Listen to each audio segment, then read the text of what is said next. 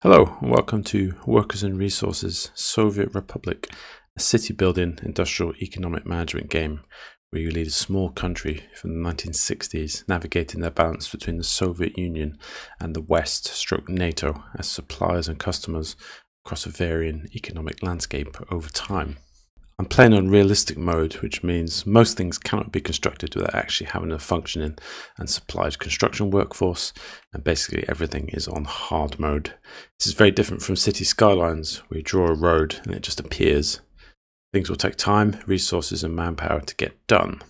My aim on this map is to create a functioning settlement with the required infrastructure to sustain it and make as early a start as possible in setting up the basic components of an oil industry to begin the process of earning some money to pay for it. I'm playing on the Arabic map as part of the Biomes DLC, using a blank map with no population. In my headcanon, this is a small area of Central Asia that's been carved out by the Soviet Union in the 1960s to be run as an independent republic. So this is Papa Golf 83, so this is sunrise over Papastan.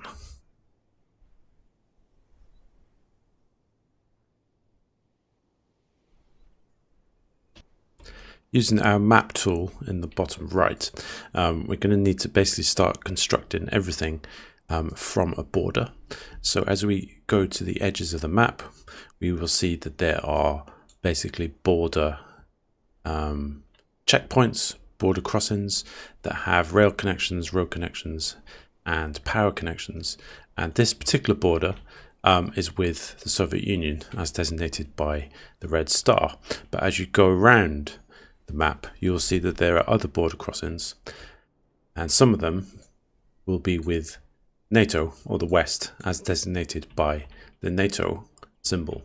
So these will also have power connections, rail connections and road connections. So we need to start building from the border, because everything that we're going to be able to construct needs to be brought in from outside the country. So which border should we use? Well, it's quite a mountainous map, and you'll see that there's a very narrow valley from this particular border checkpoint, and it doesn't really flatten out well enough that you'd want to start constructing the city, because this is quite hilly. And you can see from when you select the topography tool, you can see this is actually, whilst this is a bit flatter than the mountains, this is still quite hilly. So you might want to check the different border options that you have. And I'm going to try and use a border with the Soviet Union. I'm going to try and purchase the Soviet equipment and spend my rubles, which are indicated with the ruble currency at the top left, rather than initially my dollars. I'm not quite sure why that feels like the right thing to do, but as I'm supposed to be a Soviet republic, I think I'll start off on that basis. So this is interesting. There is the same valley entrance. Most of the ways into this country are through these sort of mountain passes and valleys. This does have a bit of a flatter area that we could build a city on that is close to the border, although there is a bit of a slope to negotiate. So Dezar might be a good candidate. What do we need to definitely have apart from a close connection with the border? Well, we need to have some kind of access to water, because we're going to build a town. We need to get water to drink and obviously sustain the population. So would this be a good place to construct a town? Maybe, but there's some other consideration that I'd like to do for this as well, which is I'd basically like to create a Central Asian petro state. So oil is going to be a big part of the industry that I'm going to try create here. I haven't done the required research to build an oil refinery at this point, but I can build pump jacks, so I am able to export just basic raw crude oil. So with the pump jack, even though I haven't researched the oil industry, the pump jack will still tell me if there is a source of oil in the positions that I'm placing it in. So before I build anything, I'm going to check that there isn't an area where there is any oil. So I'd say this is a good candidate, because there is 0% of any oil in this area, anywhere in this valley. There's a slight source here, goes up to 30%, 40, not going to get 40. Okay, so there's about a third capacity area here that we can place a pump jack. This is interesting because this allows me to basically build a pump jack at this point and directly pipeline it out at the border. So let's give this some consideration. I'll definitely have a look at some of the other borders just to check though. Al Zadaya could be interesting. It basically comes straight onto a flat plateau. Flat-ish. I mean, I'm not sure how flat is flat when constructing, but it's a lot flatter than some of the other areas. It's close to the water. Do we have any immediate oil available? No. No, we don't. There's not even a small trickle in this area that we could use to start our oil industry exporting. So whilst this might be good for the city, it's close to the water. Is it great for the oil industry? Not so much. There's only a little trickle alongside the river there. So let's keep looking. So all of the blue dotted line is the NATO west border. There were no other crossings that were any good anywhere else. So I'll start constructing my republic from this border crossing. So the first thing we're going to do, before we get any of the infrastructure starting to construct from the border, I'm going to pick out where we can position any pump jacks that have any decent sort of source quality of oil along this valley, because I want to make sure that I don't construct anything where those oil sources are. So I think we got to about 38% at this point. I'm going to make sure that I construct this and nothing else will get in the way. Got up to 40, 39 is the most we're going to get. So I'm going to drop this down here because I don't want anything to come over this position. Now bear in mind, in realistic mode, when you construct things, everything is basically a plan, a template. Nothing gets constructed until you actually assign a construction team to come along and construct it. So that's in position. So we need to go back to the border and start constructing our road system. So we're going to need to leave space for the railway, a major road connection from the border, a power connection from the border, and I'm also going to add a oil pipeline connection to the border as well. So I can't actually construct the pipeline connection yet, but I do need to leave space for it. So we'll plan out building a standard asphalt road, and we're going to construct it from the far entry point of this border. It's important to note that we can't drive on the road that we're in the process of constructing. So we'll also need to build a temporary dirt road, which don't require any construction, to provide access from the border to be able to construct this road. So I'm going to have to design this road first. I'm going to get as tight as I can into the hillside. And you'll see it's kind of highlighted white. It's not constructed yet. We're also in pause because I'm trying to do all my construction planning before we get too far. I'm wasting time, burning daylight and burning time without actually having anything happening. So we'll plan this road first. And where we put our pump jack has already been given a little name. So we're going to construct a road up to that point. Say, some people who are an expert in this game may say it's a complete fallacy trying to even start thinking about the oil industry before you have a settlement built. But the point of the pump jack is it doesn't need any workers. It can be constructed and it will just pump oil without anybody needing to work at it, although it does need to be protected by the fire service, and it does also need regular maintenance, but that will come. We will develop that. I'm going to construct my road as far as here, and then I'm going to connect the pump jack. So this will all be constructed before we build any other buildings. I'm going to put in then the railways that we need, because we basically need to assign where they're going to go as well to reserve the space, even though we're not going to construct them just yet. So under railways, I'm going to build the concrete-based railway rather than the wood-based railway. I just think there's not really that much wood available on this map. So I'm hoping that the concrete railway will be a better option. And I'm going to try and bring this in and run it sort of centrally along the valley. So I'm not going to construct this straight away. This is just in planning mode. Tell you what, we'll double track it. I absolutely hate having to deal with single track signal situations. And we'll create a switch. And a switch there. Can we do a crossover switch? Excellent, we can. So we have a double track railway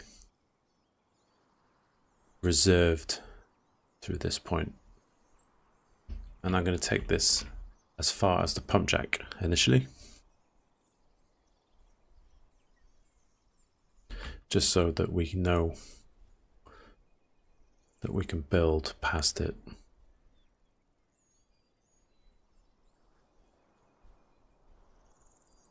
Something like that. There we go, that's the double track. Then, the power connection. Feel like we could probably do that between the road and the railway. But before we go any further, we do need to provide power to the pump jack. So I'm going to sort of work backwards with the electric system. We know that at the pump jack, we will need a substation. So the substation needs a road connection to be able to build it.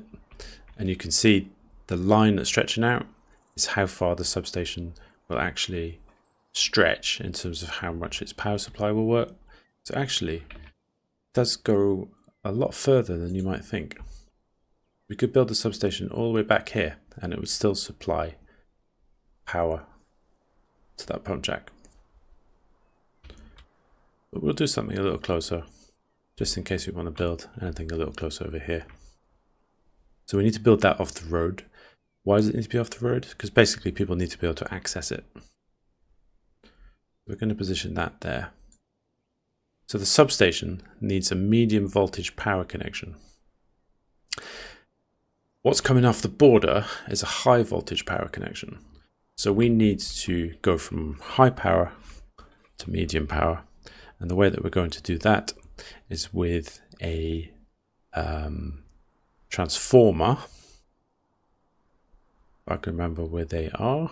Yeah, it's right here, the power transformer. So you can see, if I zoom in a bit before I construct this, the small electrical symbols are outputs for the low voltage system.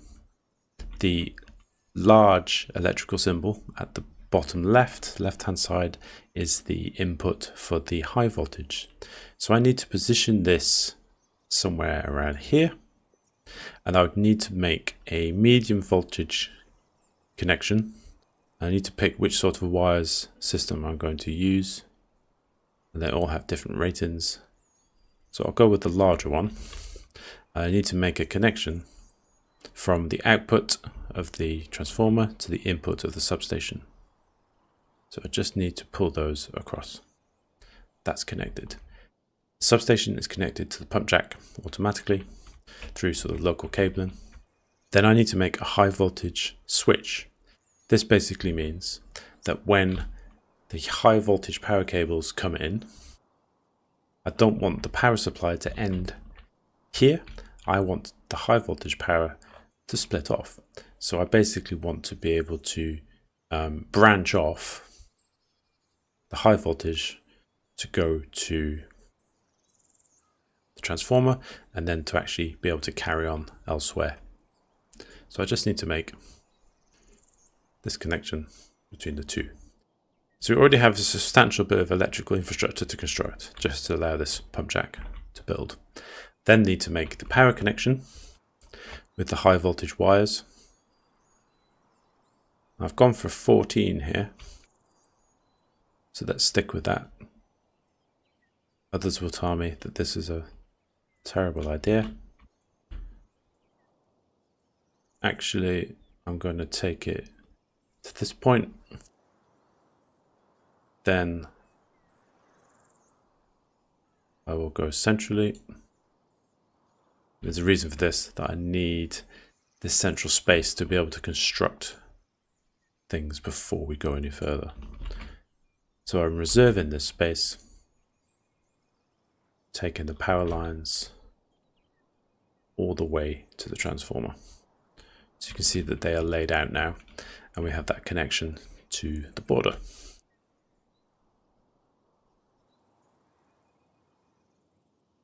So what else do we need for this pump jack? Well, when we look at the fossil fuels and we look at the pump jack, we can see that it has a station for vehicle unloading and loading, and it can export oil tanks. So it has capacity to store 15 tons of oil, has a maximum daily production of 7 tons of oil. So right now, I'm not going to construct anything else in this area. We are going to start with the road construction as our first item. As I mentioned, we can't drive on the roads that we're in the process of constructing, and we need to bring vehicles in from the border to be able to construct it. So we're going to have to build a temporary dirt road, actually a mud road. This doesn't take any construction. As soon as you construct it, it is built, and we have that connection. And we're going to bring this to an area as tight as I can alongside the main road. I'll take it out to about this point. And a few things, but minimum, that we absolutely definitely need to have. The first one is we need to have a refueling station, and because we can't construct it yet, because we don't have the facilities in place to construct it, we need to build a free gas station. Now there are a number of free items that you construct in this game. Free because they're basically dirt structures. It's a dirt structure with basically a gas tank, no other facilities. You can see how tight it is along this road, that we can't really fit this in until about this point. So we'll drop it here. So that's our gas station. So as you can see, there's literally a bit of mud with some fuel tanks and a bit of a pipeline. Was that a fence? I think that's a fence. So that needs to be dropped in. Next thing we need to work out, we have the place that vehicles can refuel at, the gas station.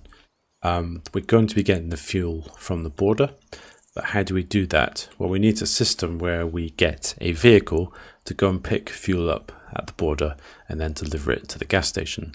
So what we need here is called a distribution office, and we're going to use the free version of the distribution office because, again, you guessed it, it's going to be basically a pile of mud with maybe a porta cabin or something equivalent.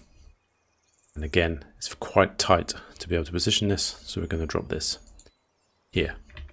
So what do we have? We have some tires and we have a bit of a fence. So that's enough to start with. So the purpose of the distribution offices is that you can control what needs to be brought to which locations, and it will happen so automatically based on the set of rules that you create. So that's going to work for providing our fuel, because our construction teams can't do anything without having fuel. So this is essentially the setup that we need before we can start constructing anything. This will be a temporary facility that's purely going to exist in place whilst we construct the road. Let's set up the fuel distribution. So we can click on the distribution office, and it says we don't have any vehicles. We've got 3 slots for vehicles, and we have 20 slots free for tasks. So we need to buy some vehicles. So on the buttons at the top, we need to buy it rubles because we only have a connection to the Soviet border. We can't buy vehicles from NATO Western countries because we don't have any connection, no road connections yet to the West. So we'll purchase a new vehicle, rubles, And we need to filter by the type of vehicle that we need. And we need basically an oil tank because we'll be bringing in fuel. So we have some options here with different prices. This is 4,284 rubles. We currently have 1.4 million. So I don't want to splash out too much, but I think we can probably go the difference between 4,000 and 6,000 at this point. That carries 7 tons. That carries 11 tons. Is it really worth it? It's a lot more powerful. I think we'll go for the T138 system. So you just click it once. What will happen is you can see it's already at the border. I'm still on pause. I'm not running the game until I absolutely have to at this point. Then we need to create a task. So what this will basically say is we need to pick the border as this is like in Transport Fever where you pick where your trains or your trucks need to go to. So we've picked the border and we're going to say at the customs house we need to load. And then the second place is the gas station and we need to unload. And the storage percent means that we will only need to do this when we're below 30%. So once this falls below 30% fuel, the truck will go and fill up more fuel. So let's unpause it. And we'll see our newly purchased oil truck. And it's making its way down the mud road. You can sounds how heavy going that truck sounds like on this surface. And it's going to be a limited speed obviously on the mud roads as well. So because it's part of the distribution office, that's where it's arrived to first.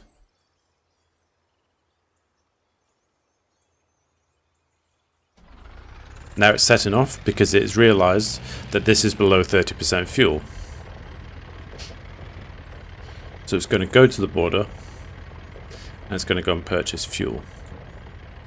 Now that this vehicle is in operation and it's arrived at the distribution office, we need to specify actually it's fuel that we need to pick up only. And then we can only unload fuel at this point. So we can't even tick that. We're just making sure that we fill up on fuel. Our money went down slightly. We've spent 1,440 rubles on the fuel that we've bought. And you can see that the vehicle has 11 tons of fuel. And it's going to unload 100% of that at the gas station. We click on the gas station, you can see it's completely empty at the moment till we unload.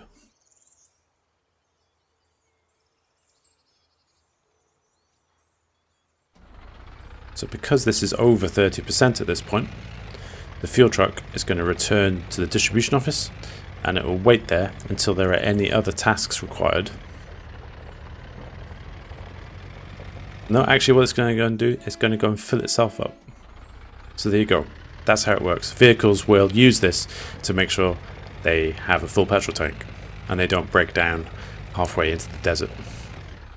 So this vehicle is going to wait there, not necessarily for this task, but any of the other tasks that require fuel or any of these other items to be delivered anywhere that I need it. So distribution offices are very powerful. And it's a much more powerful way of doing things than on individual lines. So next, the road construction office. So we have a construction tab down the bottom and the construction offices on the left.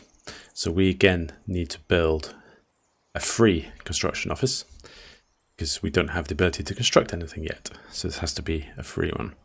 It has a limited number of slots for construction vehicles. We don't have room in this office for all the construction vehicles that we will need. So we're just going to build this for what we need for the roads. We have the dirt road connection to the border, so we can purchase all the vehicles that we need from here. So I'll construct the construction office.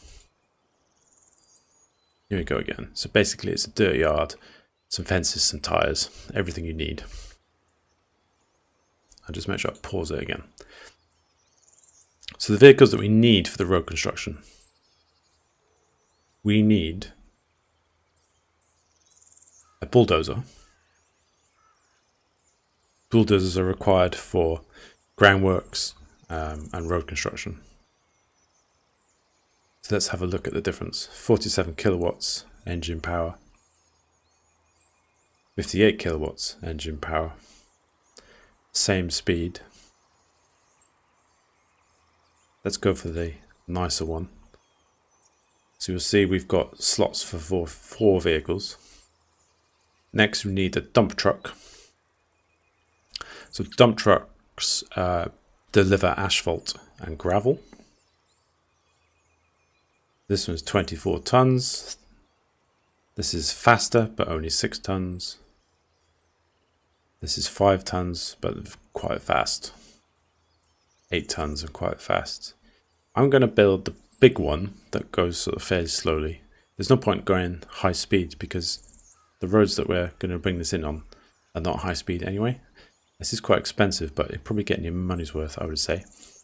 So we buy that.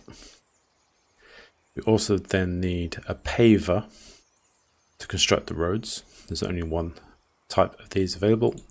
We'll click that. And then we need a roller.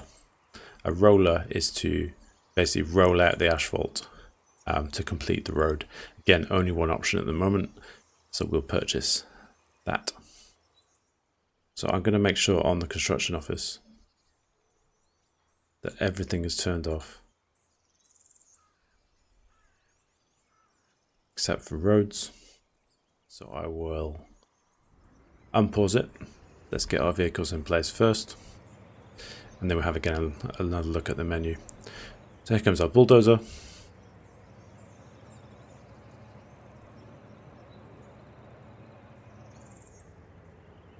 So that's going to make its way to the construction office. It might also fuel up on the way, and you can check the fuel level.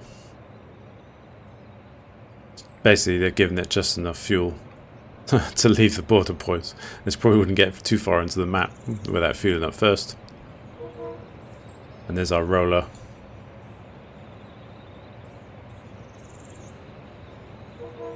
Asphalt paver. And the dump truck is behind. So see now that these mechanisms have started to be assigned as they've arrived.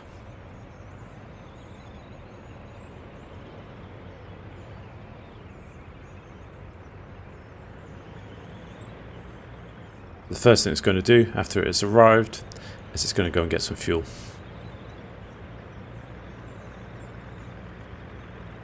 From the gas station.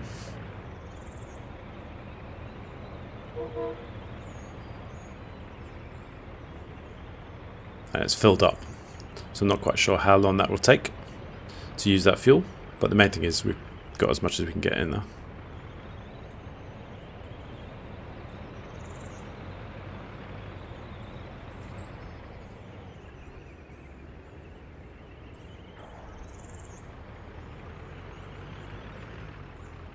Okay, we've reached a point where all of the vehicles have fueled up. They're coming parked in the construction office because we don't have any active construction happening at the moment.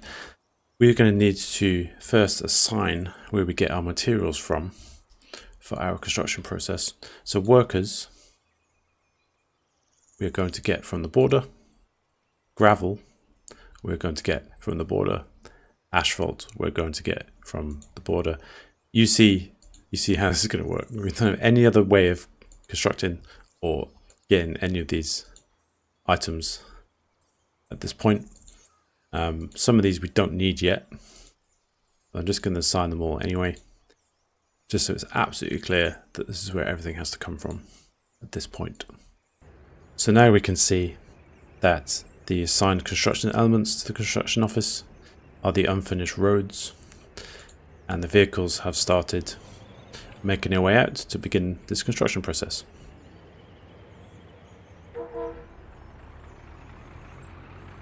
So first off is the bulldozer. The dump vehicle is going to go to the customs house and load the gravel which is needed for the road construction. The bulldozer is going to begin with the leveling and the groundworks to construct the road. So the paver and the roller won't do anything until the dump truck has dropped the gravel and the bulldozer has constructed the required elements as well.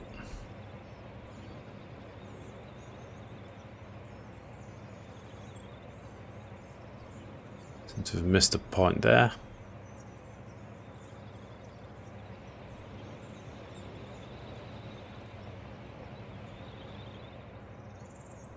As you can see, the dump truck is going to use this temporary mud road that I've constructed alongside it just to enable them to approach it from either end. Obviously, as the road is being constructed, it can't really be used as a road.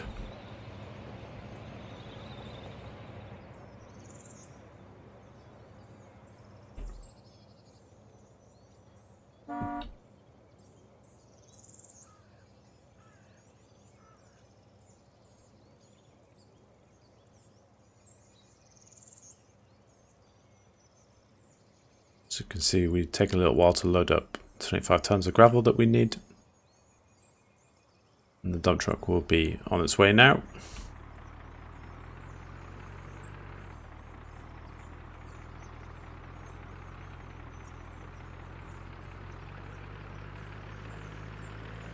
Again, it's using the temporary mud roads.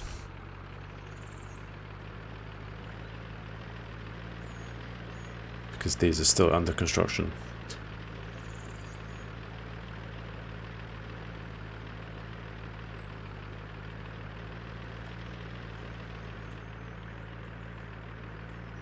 Looks like we are prioritizing the roads at this end for some reason, but there is quite a long road that we are constructing, so I'll come back once they've moved the work on a little bit. So here the dump truck has dropped the gravel and the bulldozer is going to start spreading it into this section of the road. The dump truck is returning back to the customs office to get more gravel. So you can see how glacial the pace of construction is in this game compared to City Skylines. You can of course play on easy mode, but whenever why would I do that to myself? This is much more the thing. I love the nerdiness of this. A bit like Construction Simulator. They're not ready to go yet. Of course, you can add another construction office to speed the process up, which I think actually, seeing the pace that this is happening, I think I'm definitely going to set another road crew up. Just bear in mind you only have 7 of these available. Once you demolish one, you can reconstruct it somewhere else, but I think we definitely can get at least another one in here just to get this process running. And if you want to copy the settings, the resource locations, you can copy and then paste. So now this construction office has exactly the same position for the customs office for all of the items.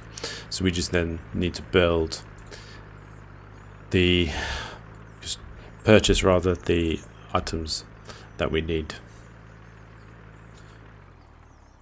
So we need a dumper again. We need a paver and we need a roller to try and get this road built before the turn of the century. Would be a good thing.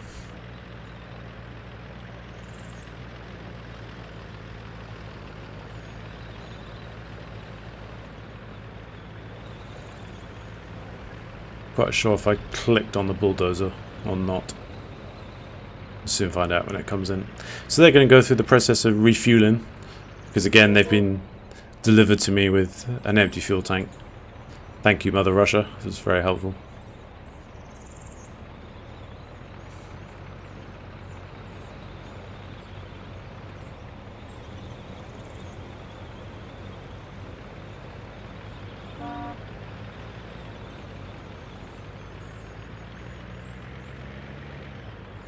Yeah, I did think we did miss the bulldozer.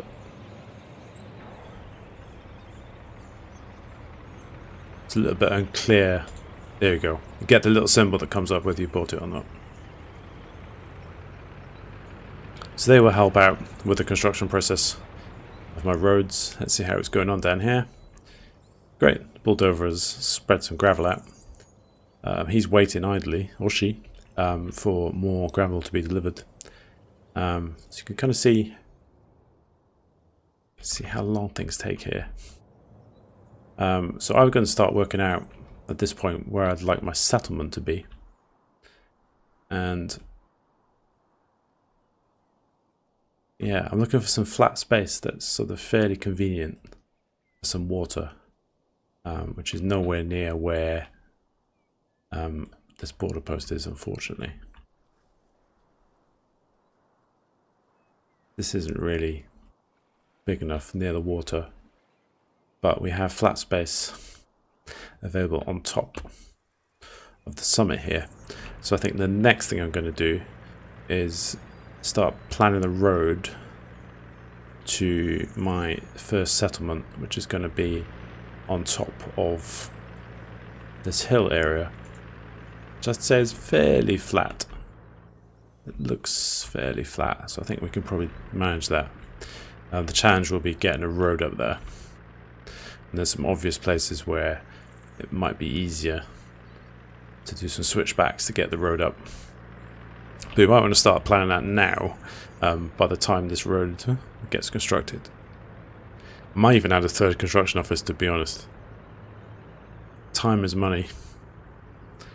And I'm eating into my 1.4 million rubles. And I do want to start exporting and making some kind of money, or being at least self-sufficient as soon as I can.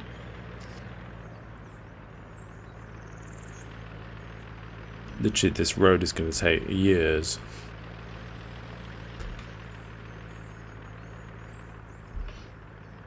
So I built the mud road alongside it so they can split it into sections, at least. We've got more gravel coming.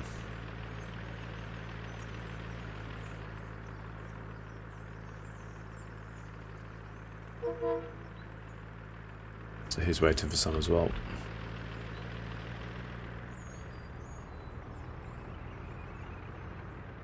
Okay, let's plan our next road. So again, it's going to be an asphalt road, and I want to get up the hill. Well, I think this is probably our most likely location that we'd be able to do this. So we'll build a junction off at that point. And we're in sort of planning mode. So you can see that's too steep, but that's okay. So you can see how the contours would adjust for that road. So that's too steep, but that's okay. So it's not that steep at this point. I think I'd like to get to a point up here. So I would like to build things on the grid at the top here.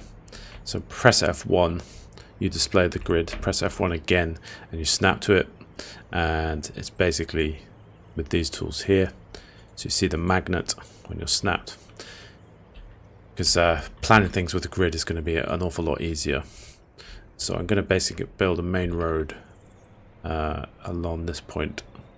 So you can see we've got a choice of snapping to the lines rather than the space between them.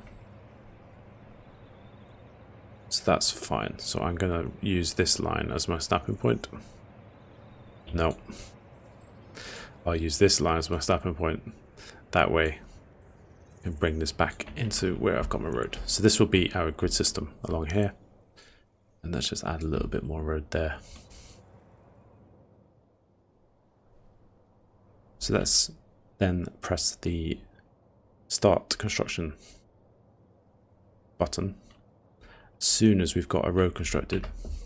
Because like we said earlier, we can't really construct this because unless we have access to it. And let's just get this road finished first. They need to focus on getting these bits done first before we can go any further.